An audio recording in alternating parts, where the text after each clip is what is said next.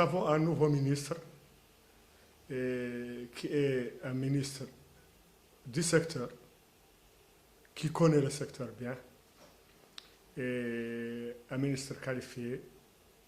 Il est dans le secteur de la pêche depuis pas moins de 30 ou 40 ans.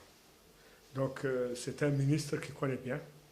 Et nous avons constaté qu'il est en train de marquer les pas et de prendre des décisions pour régler et redresser les problèmes du secteur qui souffrent.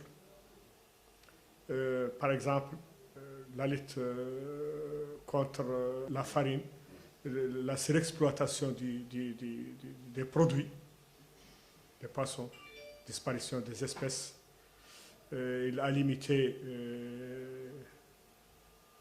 il a exigé que les bateaux ne peuvent amener que des produits salubres pour la consommation humaine.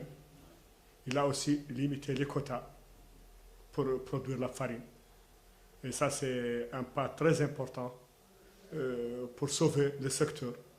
Il a aussi protégé les pêcheurs artisanaux avec sa décision de séparer entre les petites pirogues des citoyens pauvres et les bateaux ou pirogues pointées, plus de 14 mètres, qui la pêche dénace. Donc, il a pris quelques décisions qui vont bien aider le secteur à s'élever de nouveau.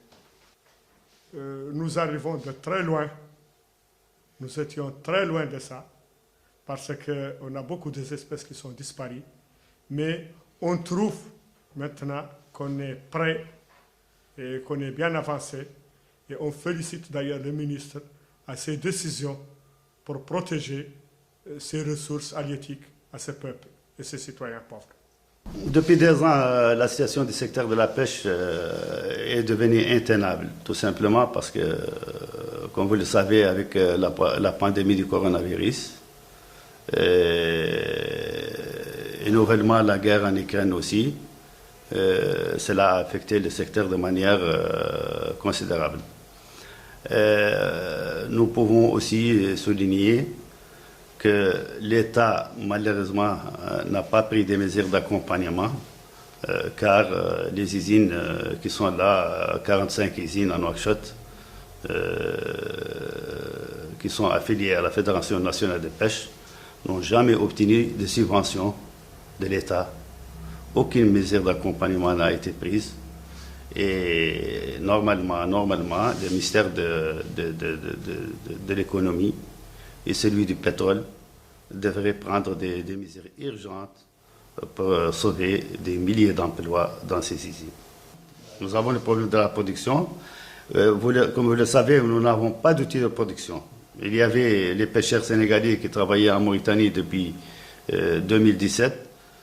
Malheureusement, ils ont été chassés par les autorités de l'époque pour des considérations pour des considérations politiques. J'ose dire que c'est pour des considérations politiques.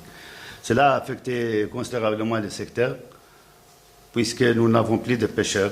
Et la plupart des pêcheurs mauritaniens aussi qualifiés ont choisi l'aventure de leur paillage aussi, et se sont déplacés à la recherche de l'or.